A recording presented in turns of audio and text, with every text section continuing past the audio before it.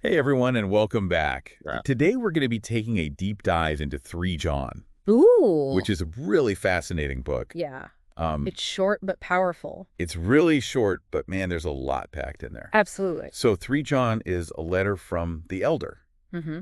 and most scholars think that this is probably the Apostle John, Right. the same John who wrote the Gospel of John Yes. and Revelation. Exactly. And he's writing to a guy named Gaius. Yeah. So what can you tell us about this letter? What kind of letter is it?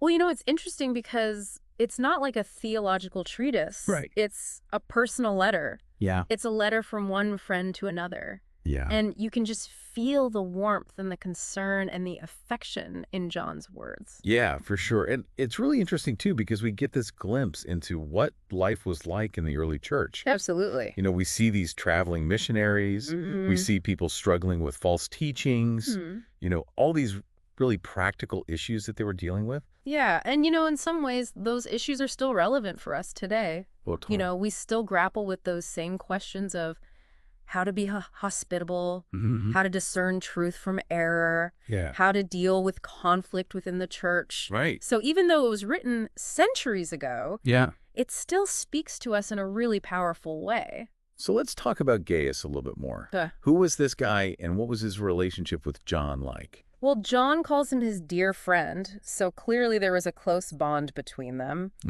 And John commends Gaius for his faithfulness and his love for the truth. Yeah.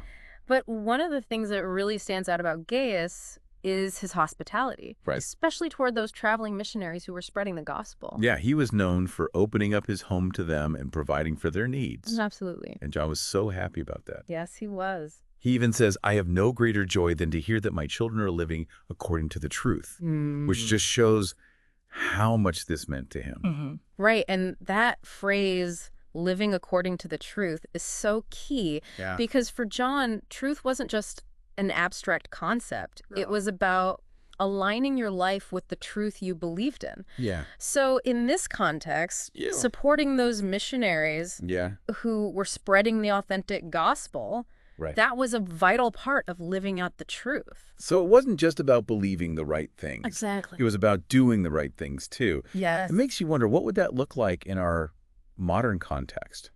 What are some ways we can walk the walk and show that we're living in alignment with our beliefs? That's such a good question, and I think it's something that we'll continue to explore as we delve deeper into this letter. Okay, so there's this one phrase in the letter that really jumped out at me. Okay. On behalf of the name. Ah, yes, the name. Yeah, it comes up when John is praising these traveling missionaries Right. for not accepting help from non-believers while going about their work on behalf of the name. What is the name?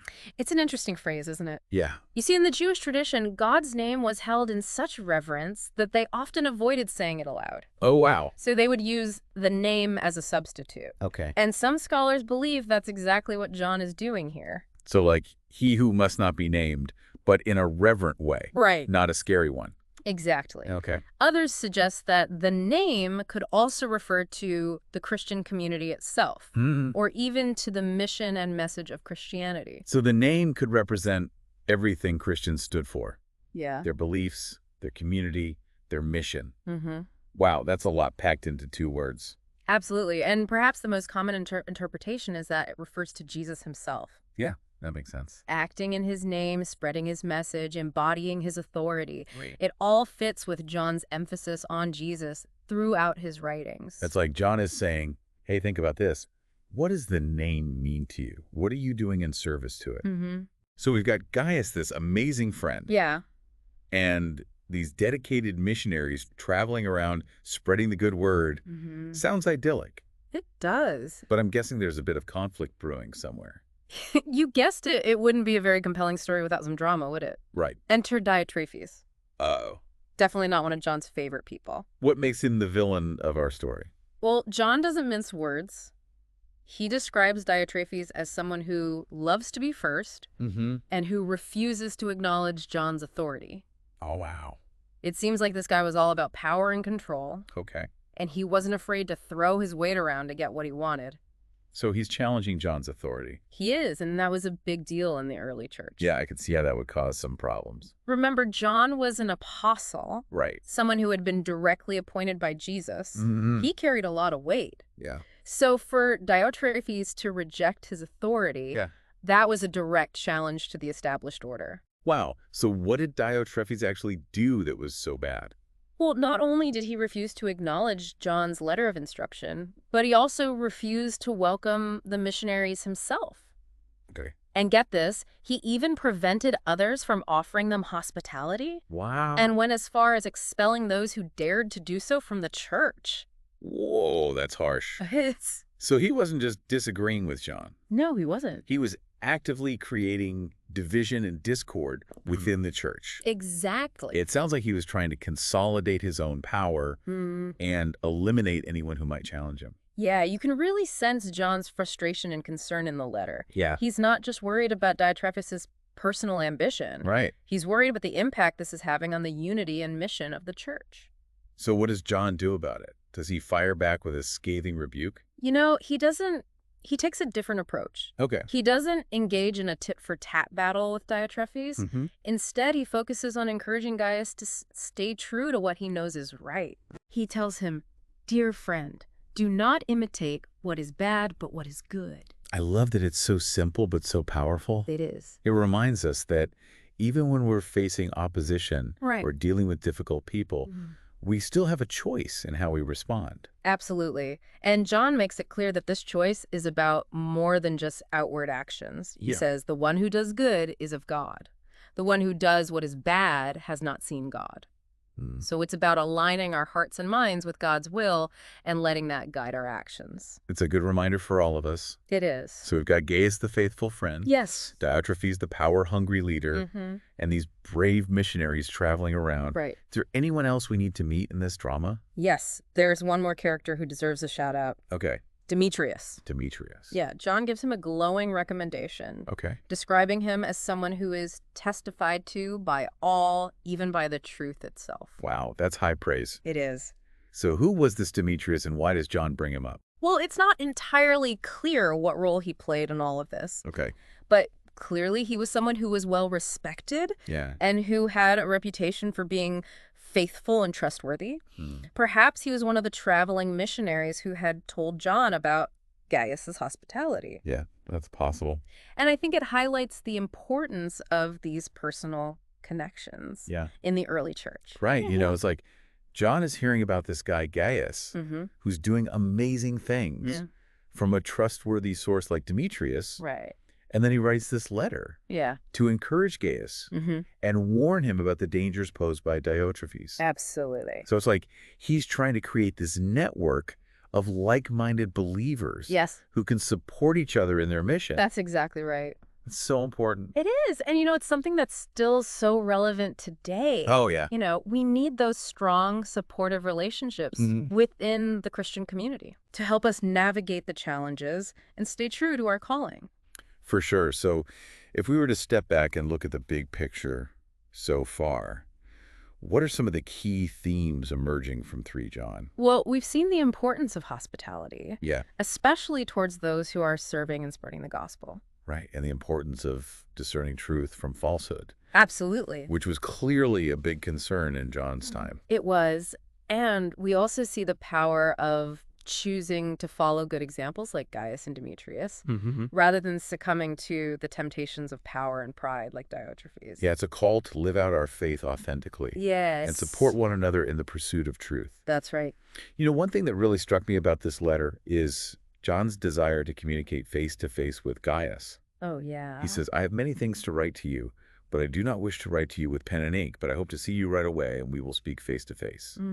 It just shows how much he valued that personal connection, even in a time when communication was often limited to letters. It's so true. And it's interesting because even today, we have all this technology. Right. You know, we can email, we can text, we can video chat, but there's still something special about that face-to-face interaction. Absolutely. It's like you can connect on a deeper level. You can. When you're physically present with someone. There's just no substitute for it. And I think that's something that 3 John really emphasizes. It does. You know, it's not just about doctrine or rules. It's about real, lived-out relationships. Yeah, and that emphasis on personal connection is something that we'll see throughout this letter. That's awesome. Well, I can't wait to unpack that more with you. You too. Yeah. And you know what's so interesting is that even when there's conflict, John still emphasizes that personal connection. Right, like with Diotrephes. Exactly. You know, he could have just written him off, but he actually tries to address the issue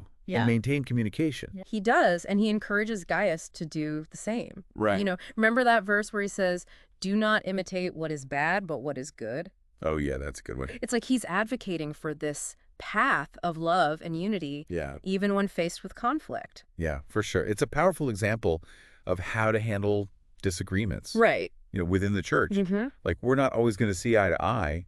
No. But we can still treat each other with respect and grace. Absolutely. And remember, we're all on the same team here. Right. We're all part of the same body. Exactly. Striving toward the same goal. Yeah. So even when we disagree, we need to remember that. Yeah, that's good. So we've talked about hospitality, truth, leadership, relationships. Yeah. Anything else that stands out to you as we kind of dig into the meaning of this letter? Well, there's one little detail in the very last verse that I find really fascinating. Okay, what is it? John closes by saying, "The friends here greet you.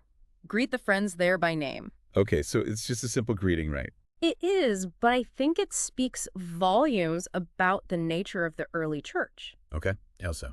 Well, first of all, it highlights the importance of community. Okay. Even though these early Christians were scattered across different regions, they were deeply connected through these networks of relationships. Right, like they were all part of this extended family. Exactly. And second, it emphasizes the value of individual connection. Yeah. You know, John specifically tells Gaius to greet the friends there by name. Right. It's a reminder that each person matters. It's not just about the group as a whole. It's about recognizing and appreciating each individual within that community. Exactly. And I think that's a really powerful lesson for us today. Yeah. In an age of mass communication and social media. Right. It's easy to lose sight of the importance of those personal one-on-one connections. It is. We can get so caught up in the digital world that we forget to nurture those real-life relationships. Right, and those real-life relationships. Yeah. They're so essential for our well-being. They are. You know, we can end up feeling isolated and disconnected. Absolutely. Even when we're surrounded by people. Yeah, and so as we reflect on this letter from John to Gaius, I think we need to think about how we can apply these timeless principles to our own lives. Yeah. That's a great point. So we've unpacked a lot in this deep dive. We have. We've explored the historical context of 3 John. We've met its key characters. Yeah. We've wrestled with some of its themes. We have. But what does it all mean for us today? Right. What are the takeaways? What are some takeaways that our listeners can apply to their own lives? Well, I think 3 John offers us several really practical insights. Okay, like what? Well, first, it reminds us of the importance of hospitality and generosity, especially towards those who are serving and spreading the gospel. Right. Just like Gaius welcomed the traveling missionaries into his home. Exactly. And it's not just about providing food and shelter. Yeah. It's about extending kindness and support to those who are in need. It is. It's about being a welcoming and encouraging presence in the lives of others. Absolutely. The second takeaway is that 3 John challenges us to be discerning about truth. Yeah. And to stand firm against false teachings. Right. Just as John confronted Diotrephes' errant ways, exactly, we too must be willing to speak up for what is right, even when it's unpopular. That's right. And that takes courage. It does. Especially when we're facing opposition from people in positions of power or influence. Right. It's easy to stay silent and avoid conflict. It is. But sometimes we need to be willing to stand up and be counted. You're absolutely right. It does take courage. But remember, we're not alone in this fight. Right. We have the truth on our side. Yes. And we have the support of our fellow believers. Yeah. And that brings us to the third key takeaway. Okay. The importance of strong, supportive relationships within the Christian community. Yes, those relationships are essential. They are. For encouragement, accountability, and spiritual growth. They provide a safe space for us. Right. To wrestle with difficult questions. Share our struggles, celebrate our victories together. Absolutely. It's so interesting to think about how the themes of 3 John resonate with our own lives. Yeah. You know, we may not be dealing with traveling missionaries, Right. or power struggles in the same way, but the core principles still apply. Oh, totally. The call to hospitality is just as relevant today as it was back then. Absolutely. Think about the ways you could open your home, your heart, your life to others. Yes. Maybe it's inviting a neighbor over for dinner, volunteering at a local shelter, or simply being a listening ear to a friend who's going through a tough time. That's good.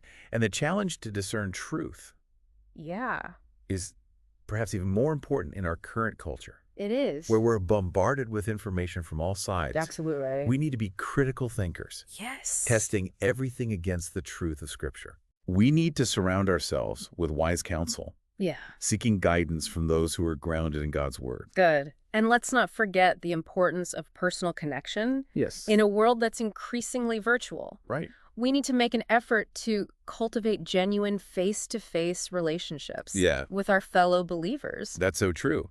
Attend church regularly. Yes. Join a small group or simply pick up the phone and call a friend. Absolutely. Those personal connections make all the difference. They do. They can be a lifeline in times of trouble and a source of immense joy and encouragement in our everyday lives. So true. That's so easy to forget about that. It is. When you're just busy with life Absolutely. and work and family and all of that. Yeah, But it's so important. it is. And this deep dive into 3 John has been a good reminder of that. It has. Like, those relationships really are essential. They are. And it all comes back to that image of greeting the friends by name. That John closes his letter with. Yeah, like he's saying, don't just treat each other like strangers. Exactly. Take the time to connect Yes. on a personal level. Remember their names, ask about their lives. Yeah. Celebrate their joys. Weep with them in their sorrows. That's beautiful. And those connections have a ripple effect. Mm-hmm. When we invest in those personal relationships, Yeah. we're not just strengthening individual bonds, we're Yeah. strengthening the entire community. It's like weaving a tapestry. I love that. Each thread on its own might seem insignificant, Right. but together they create something beautiful and enduring. And strong. Yeah, and when we're part of a strong, supportive community, we're so much better equipped to face the challenges Yes. that life throws at us. We have people to pray for us, hold us accountable, challenge us to grow. It's like that old saying, a cord of 3 strands is not easily broken. I like that.